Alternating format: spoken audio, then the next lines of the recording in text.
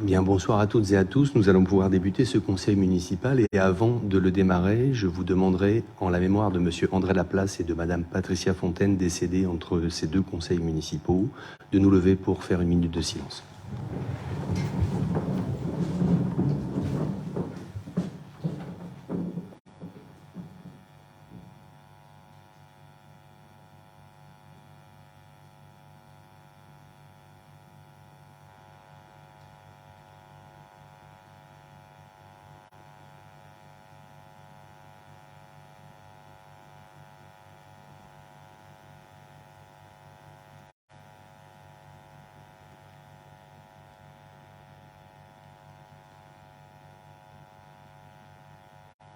Je vous remercie.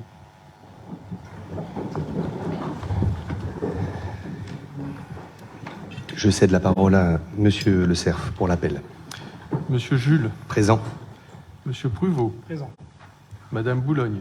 Présent. Monsieur Delporte absent, donnez pouvoir à monsieur Dequet. Madame Caron. Présent. Monsieur Dequet. Présent. Madame Bernard. Présent. Monsieur Pascal. Présent. Madame Bernardini. Présent. Monsieur Latry. Présent. Monsieur Viard. Présent. Madame Duhamel. Présent. Monsieur Level. Présent. Monsieur Fasquelle. Présent. Monsieur Ampry. Présent. Madame Delporte. Monsieur Bourgeot. Madame Mille. Madame Divoire. Monsieur Savéan. Madame Pinte. Madame Sylvestre. Monsieur Fourcroy. Madame Lacroix. Madame André-Jacques. Monsieur Condette. Présent. Monsieur Miellot absent, donner pouvoir à monsieur Condette. Madame Leporc. Madame Lebon. Monsieur Delacour. Présent. Madame Leduc. Présent. Madame Malayode. Et monsieur Altazin. Présent. Merci beaucoup. Vous retrouverez sur votre bureau, comme à chaque fois, les décisions prises depuis le dernier conseil municipal.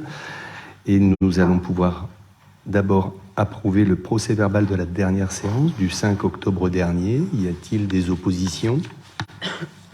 Des abstentions? À l'unanimité, je vous remercie. Et nous passons à l'ordre du jour, le point numéro 1, finances. Et je cède la parole à Caroline. Merci, monsieur le maire. Bonsoir à tous. Tout d'abord, un grand merci à Mickaël et Frédéric pour leur travail exceptionnel. Merci aux services financiers. Et on va démarrer tout de suite l'ADM. Il y a foot ce soir, on va accélérer. Donc, une DM numéro 3, la dernière de l'année, qui s'élève à un montant de 83 065 €, dont 27 036 € pour la partie investissement et 56 029 € pour la partie fonctionnement. Donc en investissement, au niveau des dépenses, nous avons noté, donc c'est juste une opération d'ordre, un jeu d'écriture, l'acquisition à l'euro symbolique du terrain du département pour un montant de 24 636 €. Cette dépense, nous la retrouvons donc en recette pour le même montant, puisque comme je vous l'ai dit, il s'agit d'un euro symbolique et un euro qui est bien présent sur le compte 211, là où on paye les terrains, mais pour une question d'écriture et de transparence, nous le notons en dépenses et en recettes. Ensuite, nous enlevons 50 000 € de l'annuité 2022, donc la part en capital. Il s'agit de l'emprunt que nous avons contracté il y a quelques mois. Nous devions démarrer normalement le remboursement en juin. Ça a été décalé d'un trimestre. Donc c'est pour cette raison que nous enlevons 50 000 € sur les 100 000 de prévus pour cette année. Nous enlevons également 100 000 € sur l'aménagement du centre Brassens puisque les travaux sont juste décalés. Ce qui nous amène à 150 000 € de récupération pour noter les travaux sur l'éclairage public. Enfin, sur cette partie de dépenses d'investissement, on a une autolaveuse pour la salle Néviance parce que l'autolaveuse est tombée en panne, donc il faut la remplacer. Donc ces dépenses qui sont équilibrées par les recettes, donc comme je vous l'ai dit, de l'acquisition des 24 636 € pour l'acquisition du terrain du département et par 2 400 € sur la taxe d'aménagement, dont nous reviendrons après sur une prochaine délibération. Donc tout ceci en investissement pour un montant de 27 036 €. Est-ce qu'il y a des questions avant de passer à la partie fonctionnement. Oui, monsieur Delacour. À tous. Merci, Madame Caron. Juste une précision pour Brassens, c'est la totalité des travaux qui sont reportés, là, des 100 000. Ou c'est une partie... on avait budgété plus, il me semble. Oui, c'est une partie. C'est une partie seulement, oui. Oui. Et les travaux ont démarré ou pas, non? Les études sont en cours. Les travaux vont réaliser normalement pour le premier semestre, c'est ça, Guillaume? 2024.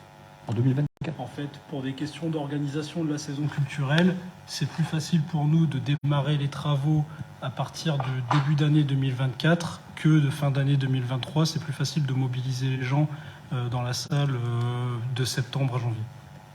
Donc c'est reporté à 2 ans, finalement, les travaux. Dans un an. Comme vous le voulez. Mon frère, en 2024, c'est dans 2 ans, quand même. Bah, on est en bientôt décembre 2023, donc 2024, ça fait dans un an. Bon, merci. Enfin, on est en 2022.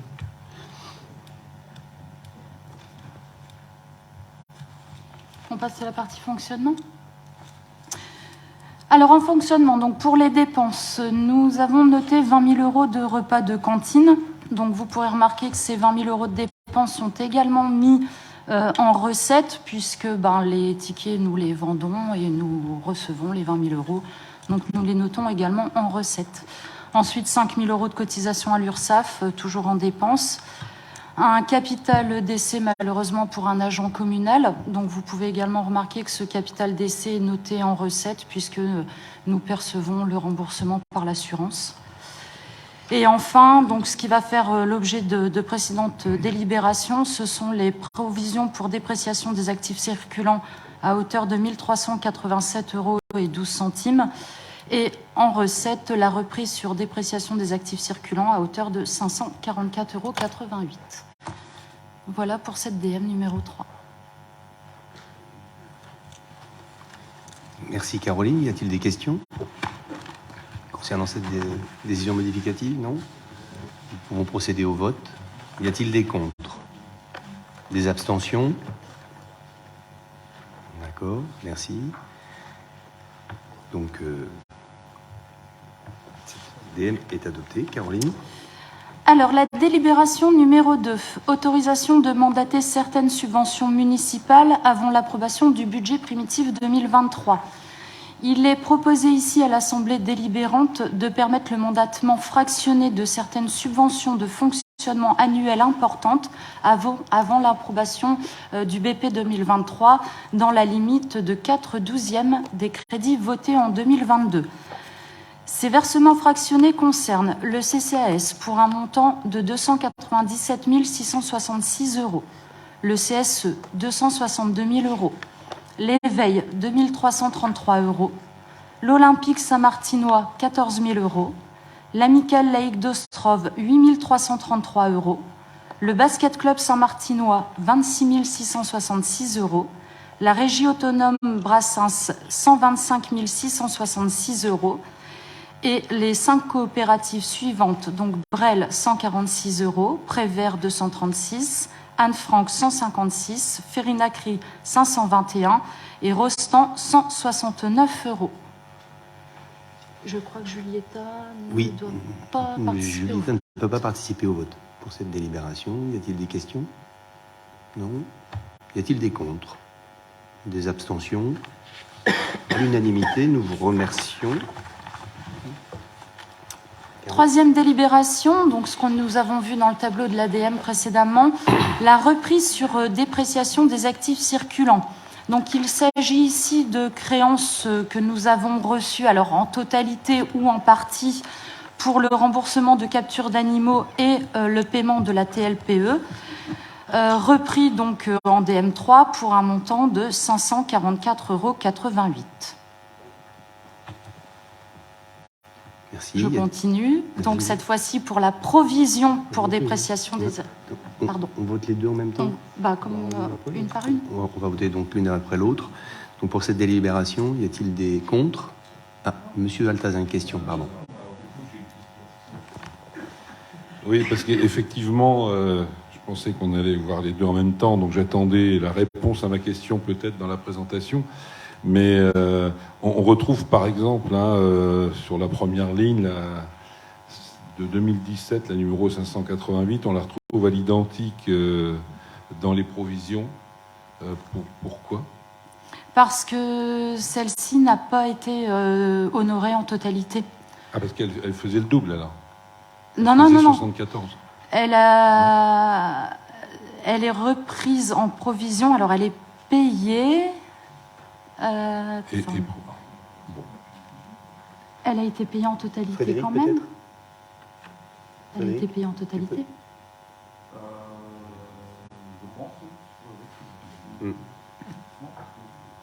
Bon. La 608 et la 612 ont été payées en totalité. Bon, la 588, vous vérifierez. Et sur la 634, concernant la taxe locale, c'est pareil, mais c'est pas le même chiffre. Parce que, alors là, par contre, elle a été payée que en partie. Elle a été payée que en partie. Et c'est pour ça qu'on a la différence sur la 600. Il y a 409 € de reprise sur l'autre côté de la provision. Et alors, je poursuis mon questionnement. La TLPE, donc ça fait l'objet d'une facture à un tiers qui doit la payer. Depuis 2019, il en paye une partie, il ne paye pas l'autre. C'est ça. C'est ce qu'on voit. Et puis voilà, c'est tout. On espère la récupérer. Fin du film. On espère la récupérer. Après, c'est la perception qui voit avec eux. Nous allons avoir une réunion avec... Pardon, Caroline. Non. Nous allons avoir une réunion concernant la TLPE avec l'ensemble des entreprises, puisque nous avons dû faire une reprise d'étude de l'ensemble des affichages des entreprises sur le territoire communal. Et nous allons leur faire une information avec une précision sur la taxe qui est en cours et qui est en application. En fait, c'est du déclaratif uniquement. Et nous sommes allés contrôler ce qu'ont déclaré les entreprises actuellement, pour mettre en relation ce qu'ils nous déclarent avec la réalité. Qui n'était peut-être pas toujours la même. Il se pourrait qu'il y ait parfois quelques petites différences, effectivement. Bon. Et enfin, les captures d'animaux, ce sont des animaux capturés pour... Parce qu'ils se sont sauvés. Pour destruction des nids de frelons, par exemple ? Non. Ah non, non, ce sont des captures d'animaux, chiens ou chats. Des chiens particuliers qui se sont sauvés, les gens appellent, ils ont trouvé un chien. D'accord. Et quand les gens viennent les récupérer... Ils payent une partie directement à la fourrière, à Saint-Martin, et puis l'autre partie qui est réclamée. Qu'on retrouve là. D'accord. Très bien. Merci de ces explications.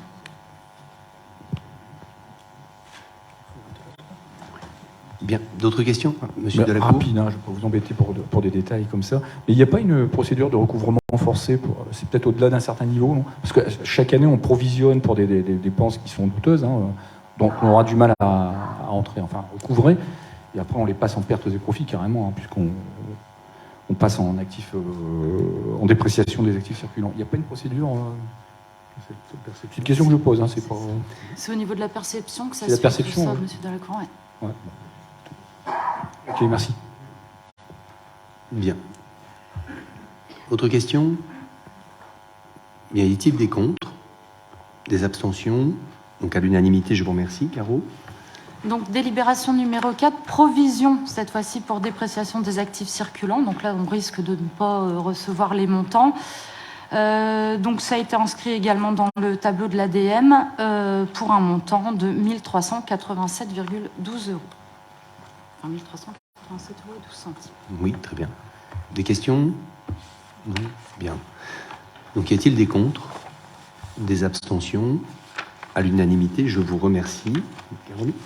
Donc, délibération numéro 5, M57, fixation du mode de gestion et de la durée d'amortissement des biens. Donc, si vous vous souvenez bien, au précédent conseil, nous avions vu l'approbation de l'adoption de cette nouvelle nomenclature et son règlement. Aujourd'hui, il s'agit de la fixation du mode de gestion et la durée d'amortissement des biens. Alors, l'amortissement des immobilisations corporelles et incorporelles, c'est une dépense obligatoire pour les communes de plus de 3 500 habitants. Il s'agit d'une technique comptable qui permet donc tous les ans de faire constater la perte de valeur d'un bien, mais aussi de dégager une certaine ressource destinée à les renouveler. Donc, ce qui permet d'établir dans le temps la charge consécutive pour leur remplacement sur une durée probable d'utilisation. Donc, sous ce qui va être bientôt l'enseigne nomenclature M14, la commune calculait les dotations aux amortissements en année pleine.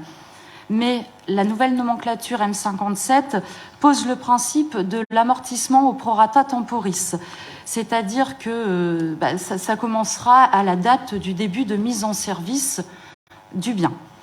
Donc ce changement de méthode s'appliquera de manière prospective uniquement sur les nouveaux flux réalisés à partir du 1er janvier 2023. En ce qui concerne la fixation des durées d'amortissement, nous avons remis exactement les mêmes montants qu'auparavant, hormis pour les biens acquis par lot, les frais d'études réalisés et non aboutis, et également les biens de faible valeur, c'est-à-dire les biens qui ont un montant inférieur ou égal à 600 €, parce que nous pensons que l'amortissement est tout à fait possible sur une durée d'1 an. Donc il est demandé ce soir, il est proposé au conseil municipal d'approuver d'une part les durées d'amortissement à compter du 1er janvier 2023, d'appliquer les méthodes de calcul de l'amortissement, donc selon la nouvelle méthode au prorata temporis, et d'approuver l'aménagement de cette règle donc pour les biens que je viens de vous citer, les biens de faible valeur, les biens acquis par lot ou les frais d'études non suivis. Merci beaucoup pour cette présentation, Caroline. Y a-t-il des questions, Monsieur Delacour? Il y a eu un changement là, avec la M50. Avant, c'était 500 €, je pense, et là, on passe à 600. Oui, on a juste modifié ouais. ce... Et ça, c'est notre ressort, c'est pas le texte national qui Juste définit. pour cette partie-là, pour les faibles montants, c'est nous qui décidons du D'accord. montant. Donc, on est passé à 600, si je comprends bien. Exactement. Avant, on était à 500. Ok, merci. Merci. D'autres questions? Bien. Nous allons pouvoir passer au vote. Y a-t-il des contre?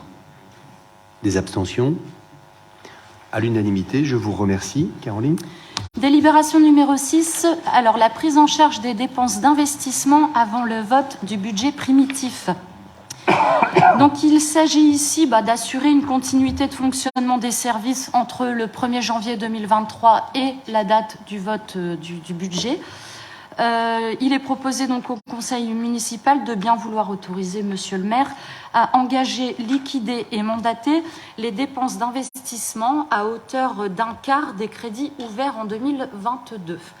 Ce qui correspond pour les immobilisations incorporelles, donc entre autres ce qui est études ou logiciels, à 144 351 €, donc qui correspond au crédit ouvert en 2022. Le montant autorisé avant le vote du BP 2023 est donc de 36 087,88 €.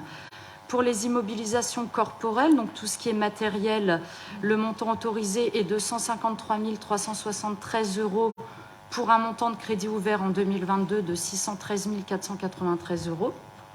Et enfin, pour les immobilisations en cours, donc ce qui est travaux, le montant autorisé avant le vote du BP 2023 est de 1 084 165 € pour 4 336 660 € de crédit ouvert en 2022.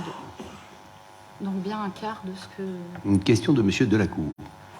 Étonnant. Pour le gros montant d'immobilisation en cours, il s'agit de la médiathèque. C'est-à-dire les 1 084 000. Les travaux tout confondus. Tout confondu, alors, oui d'accord, parce que là c'est pas précisé. Hein, non, c'est les travaux, c'est normal, c'est par chapitre. Oui, donc, j'aurais bien aimé global. avoir le détail, mais de même pour les autres, c'est quand même des sommes assez conséquentes. Hein. Enfin, la plus grosse étant celle de 4 millions. On n'a pas la précision là, on peut pas l'avoir. Vous l'aurez après dans les... Là, c'est juste les inscriptions pour pouvoir continuer à faire les travaux. Après, ce sont des travaux qui ont déjà été votés à des anciens conseils. Et oui, d'accord, mais enfin, on ne sait pas. Après, vous dire c'est où des ça sommes. en est à tel moment, etc. Bon, ça a été... Enfin, c'est pas précis, hein, moi, je vous le dis, je vous fais la remarque. Moi, j'aurais aimé au moins avoir les mais grands... c'est juste une prévision, il n'y a rien de concret. Voilà, on autorise... Oui, mais là, vous autorisez à payer, hein, c'est du concret. C'est une somme maximale. C'est juste parce qu'on respecte un quart des crédits. Non, mais ça, j'ai bien compris. Si vous voulez, mais j'aime bien savoir à quoi ça correspond, hein, si on veut voter contre ou pour. Ça correspond à des travaux qui vont avoir lieu, qui vont peut-être être commencés, mais ça, avec des factures qui vont arriver. Mais ça, vous reprenez le budget 2022, vous verrez le chapitre travaux, monsieur Delacour. Oui, non, on n'a pas les précisions. Il faut attendre le conseil administratif. Vous l'avez bien épluché, d'ailleurs, je pense. Oui, enfin bon. Merci quand même. D'autres questions? Bien, nous passons au vote. Y a-t-il des contre? D'accord. Des abstentions? D'accord. Donc à l'unanimité pour le reste. Merci beaucoup. Dernière délibération, donc la délibération, numéro Caroline. 7, donc ce qui concerne la taxe d'aménagement, la mise en œuvre du partage avec l'EPCI en application de l'article 109 de la loi de finances 2022. Alors pour rappel, la taxe d'aménagement, c'est un impôt local perçu par les communes, leurs établissements publics de coopération intercommunale EPCI et par les départements pour la création de surfaces closes et couvertes de plus de 5 mètres carrés et d'une hauteur de plafond supérieure ou égale à 1,80 m. Pour les communes, cette taxe d'aménagement constitue une recette d'investissement qui vise à financer ces charges d'équipement public visant des objectifs de développement durable. Mais suite à une modification d'article dans la loi de finances 2022, donc l'article 109, celle-ci doit être obligatoirement partagée entre les communes et l'EPCI en fonction de leurs charges respectives d'équipement public sur le territoire communal. Donc pour l'année 2022, normalement, nous conservons la répartition actuelle, à savoir l'affectation totale de la recette aux communes dans la mesure où le budget est quasiment terminé. Par contre, pour l'année 2023, il y a 3 situations distinctes. Mais dans ces 3 situations, il y en a surtout une qui nous concerne. Il s'agit des dépenses intercommunales assimilables à des dépenses d'urbanisation et localisables sur une commune et qui participent de ce fait au niveau d'équipement de cette commune. Donc pour ce genre de dépenses, et celle qui nous touche le plus, la répartition décidée est de 5% pour la CAB et 95% pour les communes. Ensuite, il y a la deuxième situation qui est pour les dépenses liées à l'aménagement donc d'une zone d'aménagement concerté, nous appelons ça une ZAC, donc d'une ZAC habitat. Ça concerne essentiellement Outreau et Banctin. Et ici, il est proposé donc de faire 75% pour la CAB et 25% pour les communes. Et enfin, pour les dépenses liées à l'aménagement d'une ZAC économique, où là, il est décidé d'octroyer 90% à la CAB et 10% aux communes. Merci pour cette présentation. Caroline, y a-t-il des questions? Non. Monsieur Altazin? Alors, une question sur le fait que, si j'ai bien lu, les 22 conseils municipaux de la CAB doivent voter la même chose. Oui, exactement. Avant le 31 décembre. Donc, à moins de vouloir faire des trublions, il n'est pas question de voter autre chose. Voilà. C'est la loi qui nous demande de faire comme ça. C'est la loi de finances rectificative 2023. Parce que comme après on va voter, mais en fait on vote oui, non. Bon, mais en tout cas, ça me permet de préparer une question future. Alors, quel statut donne-t-on à la zone de la Liane et Lens-Pompitendal? On va y répondre après. Vous nous avez déjà posé une question. Non, mais de ce point de vue-là, on est dans les dépenses dites en diffus, où la commune s'occupe de ses équipements touristiques? Alors, je vous ferai la réponse. Puisque vous nous avez posé une question, on reprendra cette question là, à ce moment-là. C'est juste préalable. Non, mais oui, c'est un préalable, pas pas de problème, mais bon, rassurez-vous. Il n'y aura pas de permis de construire. Bah non, bien sûr, c'est une zone nature, donc il n'y aura pas de permis de construire. Donc il n'y aura pas d'aménagement. Ah oui, il n'y aura pas d'aménagement. Donc elle n'est pas concernée. Merci. Voilà. Bien. Donc, il y a d'autres questions, non? Y a-t-il des contre? Non, il faut voter. C'est une délibération demandée. Les 22 communes de l'EPCI doivent voter et la CAB doit voter aussi au prochain conseil communautaire. Y a-t-il des contre? Des abstentions? Donc à l'unanimité, cette délibération est adoptée. Merci beaucoup. Merci beaucoup Caroline, merci Frédéric et Michael pour ces précisions et ce travail excellent sur le budget de la commune. Nous passons donc l'administration générale. Je dois vous présenter le rapport annuel des délégataires. délégataire qui a été présenté en conseil communautaire à la dernière réunion, et c'est une information, donc il n'y a pas de vote là, Eric. Hein, On prend acte de nous prenons acte d'avoir eu la mise à disposition. en main les rapports des délégataires concernant les services publics gérés par la CAB, et voilà. Y a-t-il des questions concernant cette délibération? Non, je suppose pas. Oui, monsieur Delacour, pardon? La numérotation est erronée sur le dossier. Hein. C'est vraiment un détail. Hein. Oui, ah, Je ne sais pas si pour votre compte rendu. oui, probablement. On revérifiera ça. Oui, oui, bien sûr, parce que on a inséré. Donc oui, c'est normal, parce qu'on a inséré la numéro 7 et on vous l'avait envoyé à part. Voilà. Mais bon. Alors, bon, moi, je n'ai pas de questions personnellement, puisque je n'assistais pas au compte rendu. Mais de la part de ceux qui y ont assisté, est-ce qu'il y a des retours qui nous intéresseraient? Pas plus spécialement, non. Il faut lire tout ça. Voilà, oui, tout a été validé et voté à l'unanimité. Donc voilà, Parfait. Les rapports délégataires sont conformes à leur mission de délégation de service public. Bien, je vous remercie. Point numéro 9, ressources humaines. Alors, il s'agit d'une délibération modificative du RIFSEP, puisque le contrôleur de l'égalité nous a signalé qu'il ne fallait plus faire mention de la loi de 1984 dans la délibération. Or, 2 ou 3 articles étaient encore sous cette dénomination. Donc, nous avons modifié cette dénomination en nous appuyant sur la loi de... Éric ?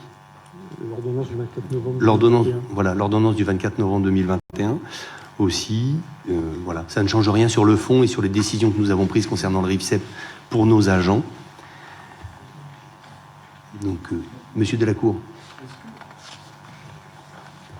Merci. On a voté une DM en juin. Est-ce que ça tenait déjà compte du RIFSEP? Ma question, je vais la reformuler autrement. À partir de quelle date d'effet le RIFSEP était mis en place? À partir de la première délibération 2021 ? En 2000 2017. En 2017, le RIFSEP a été mis en place. En 2017, parce que, si vous voulez, c'est pas... Moi, j'ai fait un comparatif avec le budget prévisionnel et puis la DM concernant les dépenses de fonctionnement, notamment le personnel. Oui. Et on a une augmentation de 16%, si vous voulez, je ne sais pas si les comptables me suivront, de la masse salariale dans le fonctionnement. J'ai pris le poste concerné, et entre le primitif et le budget définitif, on a 2 200 000 des poussières en plus. C'est le RIFSEP qui donne cette influence-là ou pas? Non, ça me paraît beaucoup. Enfin, ah non, je vous assure. J'invente pas. Non, mais bon, c'est... Le RIFSEP existait déjà, de toute façon. Oui, bien sûr, depuis 2017. Okay. Oui. Ok, d'accord. Bon. C'est qu'il y a des dépenses de personnel supplémentaires. Non, comment? Non, il y a... Et des revalorisations, oui, d'accord. Ok, d'accord. Ça fait 16% de plus. Merci. C'est à l'avantage des agents, de toute façon. De toute façon, on va voter pour. Hein. Rassurez-vous. Bien. Y a-t-il des contre? Des abstentions? À l'unanimité, je vous remercie. Point urbanisme-environnement. Donc, c'est le rapport du CRAC annuel. D'accord. Donc, le dossier de réalisation avait été approuvé. Pardon, monsieur Delacour. On a voté, monsieur. Non, mais de toute façon, c'est un point d'information. Je voulais savoir, à la fin du récapitulatif sur RIFSEP, sur le chapitre concernant la police, je vais y venir, j'arrive. Il y a l'article 4 de cette délibération, dispositions relatives au régime indemnitaire. Et on a une liste d'indemnités qui sont supprimées, à compter du 1er janvier 2018, ce qui va dans votre sens. Il a repris ont été abrogées, alors je vous passe la liste. Par contre, quand on tourne la page, on voit police municipale, régime indemnitaire. Est-ce que, et on nous fait état de 2 indemnités, l'ISF et l'IAT. Ces indemnités-là sont supprimées aussi comme les précédentes ou... Alors, parce que c'est pas explicite. Ça fait pas à proprement parler question à l'ordre du jour, monsieur Delacour. Mais sur cette question-là, je vous invite à la formuler par écrit et je vous ferai une réponse. Non, votre document est mal formulé. Non, attendez, on est en train de... Excusez-moi, non, monsieur Delacour, on vient de voter il y a 5 ans. Je vous demande de voter la modification d'une nomenclature de délibération concernant le RIFSEP. Mais c'était dedans. Maintenant, effectivement, l'État a modifié l'affectation du RIFSEP à certains agents territoriaux a posteriori de ce qui avait été prévu. Donc, ils reviennent à l'ancien régime indemnitaire, c'est-à-dire l'ISF et l'IAT. Et il y a beaucoup d'agents concernés? On a 4 policiers municipaux, donc jusqu'à preuve du contraire, 4. Donc les indemnités dont il est fait état, là, au point 4.2, ce sont les indemnités que les policiers touchent, là. Elles ne sont pas abrogées. Non, elles sont remises en... On les a remises, elles On avaient les été supprimées, on les a remises. Mais on l'a voté cette année dans un conseil municipal, monsieur Delacour. On l'a voté pour, monsieur le maire, on va pas revenir, c'est une Non, mais on précision. l'a voté dans un conseil municipal cette année. On aime bien savoir de quoi on parle, quoi. Je vous réponds, mais je vous rappelle Donc aussi... c'est les indemnités de l'ancien système qui perdurent pour la police municipale. Ok, je vous remercie. Bien, donc nous repartons sur le CRAC avec la ZAC multisite qui a 3 secteurs, Malbrook Nord et Sud, secteur Ostrov Nord et Breckrec. Donc le dossier a été approuvé en aménagement le 6 octobre 2021. L'avenant transactionnel a été signé le 27 février 2017 et l'échéance de convention est au 25 novembre 2025. L'aménagement n'intervient que sur le secteur opérationnel de Malbrook Nord et de la Waroquerie pour maintenant. Malbrook Nord, il y a une prévision de 250 logements et la Waroquerie, 35 logements. Sur le site de la Waroquerie, 32 logements ont tous été commercialisés. Les dernières constructions sont en cours et 3 terrains de la rue de la Croix-à-Botte et 20 terrains commercialisés et 1 sous une promesse de vente en 2021. Ça, c'est pour le site de la Waroquerie. Pour le site Malbrook Nord, les 250 logements, nous avons actuellement 21 lots libres commercialisés en phase 1 à la fin 2021. La quasi-totalité des lots était réservée et la commercialisation se poursuit. 2 macro-lots réservés pour l'implantation de 2 collectifs.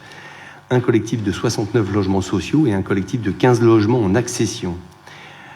La trésorerie de l'opération s'élève à une moins-value actuelle de 156 742 €. Le 3e remboursement d'emprunt explique cette situation, puisqu'il a été effectué pour un montant de 750 000 € en novembre. Sur l'emprunt contracté en 2018, d'un montant total de 3 millions d'euros, 1,250 millions d'euros ont été remboursés à ce jour. L'emprunt garanti par la ville à hauteur de 2,5 millions. Voilà. Mais ça n'enlève rien à l'efficacité de ce produit, puisque nous serons bénéficiaires à l'issue du programme. Les objectifs de 2022-2023, c'est la poursuite de la réalisation des ventes de terrain.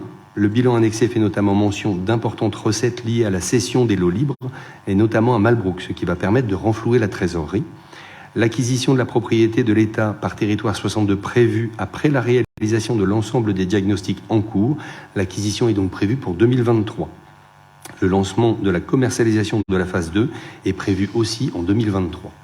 Voilà, c'est la présentation du rapport annuel du CRAC. Y a-t-il des questions ? Non ? Bien, nous passons au vote. Y a-t-il des contre ? Monsieur Altazin. Le vote arrive souvent très très vite, c'est pour ça que je pose la question, peut-être... Je suis désolé. Et je vous interromps. En fait, on nous demande d'approuver le compte-rendu, mais le compte-rendu, c'est le compte-rendu. Oui. Il a été fait... par territoire moi, 62. Personnellement, je ne me sens pas concerné, je vais le dire, parce que d'abord, c'est une décision très ancienne, un processus en cours. Le compte-rendu est fait. J'espère qu'il convient aux partis qui, à l'époque, ont décidé tout cela. Mais c'est une disposition légale et nous devons vous faire la restitution de ce qui s'organise en termes d'aménagement et d'urbanisme sur la commune. Pourquoi faut-il voter ? C'est ça. Pourquoi faut-il voter ? Parce que ça atteste que le conseil municipal en a pris connaissance et valide ce... Prendre connaissance, je suis d'accord. Voilà. Mais approuver. Mais... Approuver.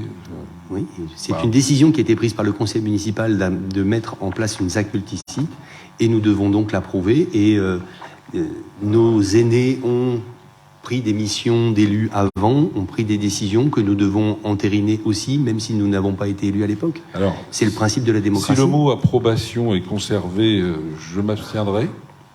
Si on à votre choix. Si on formule une prise d'acte, une prise de connaissance, j'assurerai que j'en ai pris connaissance et je voterai. Non, c'est pour une question de mots, quoi. Voilà. Bien. Oui. Nous ferons donc de la sémantique ce soir avec Monsieur Altazin. Merci beaucoup. Y a-t-il des contre ?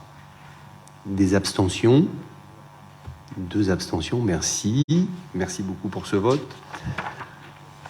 Donc voilà le rapport. Vous avez tous les plans, tous les éléments nécessaires. Alors, Délibération numéro 10, délibération concernant la vente du terrain dit du CEG. Donc nous avons pris contact avec Habitat des Hauts-de-France qui nous a fait une proposition, puisque la volonté était de réhabiliter une friche et des bâtiments plus que vétustes et modestes dans le quartier du centre de Saint-Martin. Et cette délibération nous permet de vendre le terrain du CEG à un bailleur qui pourrait en prendre possession pour un projet de béguinage. Y a-t-il des questions concernant cette délibération ? Madame Lebon. Juste dire que je me réjouis qu'un tel équipement se fasse enfin en centre-ville, puisque je l'ai appelé de mes voeux quand j'étais élue, et je suis contente que ça se concrétise aujourd'hui, même si c'est pas moi qui le décide. Voilà, donc on va voter pour. Merci. Merci, c'est noté. Bien. Y a-t-il des contre ? Des abstentions ? Et donc à l'unanimité, je vous remercie. Et enfin, délibération numéro 12, concernant le dispositif CEP. Je laisserai la parole à Mathias Pascal, qui va nous faire la présentation de cette délibération. Oui, donc il s'agit de prendre notre part sur le salaire justement du conseiller en énergie partagée. Donc il nous aide, il nous accompagne auprès de la FDE pour faire les demandes de subventions pour l'éclairage. Il nous accompagne également dans les dossiers d'audit énergétique ou par exemple récemment sur l'enfouissement également des réseaux. Donc ça a été mis en place en 2012 et on est très content de notre collaboration et ça marche très bien. Voilà, s'il y a des questions. Bien. Pas de questions ? Ah, Madame Lebon. C'est plus une remarque. J'ai assisté à la commission qui a présenté, ce projet a été présenté, et j'avoue que c'est quelque chose de bien. Donc voilà, si ça peut contribuer à nous faire des économies d'énergie, je m'en réjouis. Merci. Y a-t-il des contre ? Des abstentions ? Donc à l'unanimité, nous terminons ce conseil par une unanimité. Je tiens à vous remercier de votre présence. Je voudrais maintenant répondre à une question qui nous a été posée par Monsieur Altazin concernant l'anse Pitendal et son entretien. Alors, je ne vous ferai pas le panégyrique du nombre de délégations territoriales tenues à cet entretien. L'entretien est complexe. Ce que je vais vous dire, Monsieur Altazin, vous faites bien de nous interpeller sur ce sujet. Dès que vous constatez une dégradation ou dès que vous constatez quelque chose d'anormal, merci de nous en informer. Nous informerons la CAB qui a compétence sur le bord de Liane pour essayer de remettre en état ce territoire. Voilà. C'est bien plus complexe. Ah, le micro. Oui, j'entends bien. Je me doutais d'ailleurs. Le problème, c'est que ça ne marche pas. Alors, le problème, c'est que l'intervention de Mathias, par exemple, tout comme la mienne en Quidam, non pas en me présentant comme un élu de Saint-Martin, n'aboutit à jamais de réponse. Oui, on va voir, on va en référer plus haut, parce qu'on me dit c'est le département, c'est la région, enfin c'est tout le monde, c'est personne. Donc voilà, il y a un vrai problème où la situation devient pire, parce que c'est pas je pose la question parce que je suis amené à m'en alerter personnellement, mais j'en ai alerté, j'en ai déjà parlé avec M. Pascal, mais je veux dire, plein d'autres gens dans cette assemblée doivent s'en rendre compte aussi. Je suis pas le seul, hein, et donc c'est vraiment une décharge de plus en plus importante. Alors je vais essayer si le vice-président de la CAP peut faire quelque chose, je m'adresse à lui.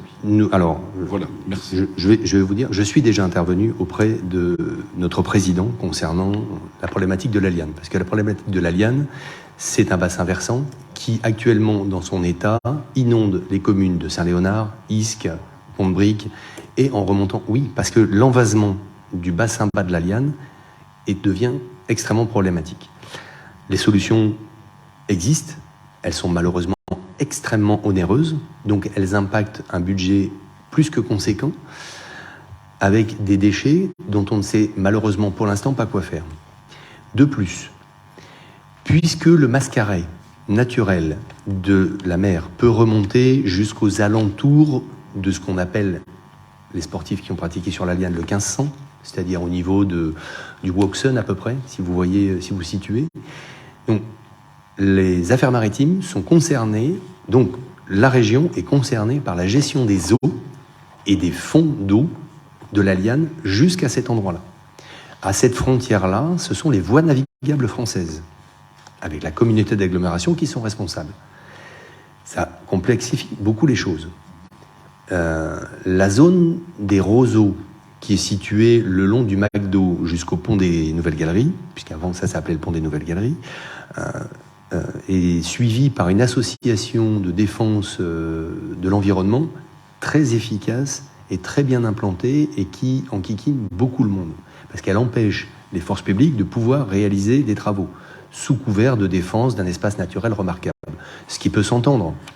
Mais tant qu'on n'est pas capable de mettre déjà les acteurs territoriaux autour de la table et de leur faire prendre leurs responsabilités pour agir, l'intérêt, il est bien plus grave que les salissures que vous voyez, monsieur Altazin. L'intérêt, il est de permettre à des communes d'éviter d'avoir des zones inondables en grande quantité sur leur territoire. Donc, ce problème est extrêmement conséquent. Vous soulevez, de votre point de vue de Kidam, comme vous dites, un sujet intéressant, qui est pris en charge, mais qui est fastidieux et extrêmement complexe à mettre en œuvre. Mais n'hésitez pas à nous faire des informations concernant ce que vous trouvez d'anormal, et nous ne manquerons pas, Mathias le fera, à remonter les informations dès que ce sera nécessaire. Ouais, sachant que les vasières du Lens-Pitendal, c'est un milieu entièrement naturel.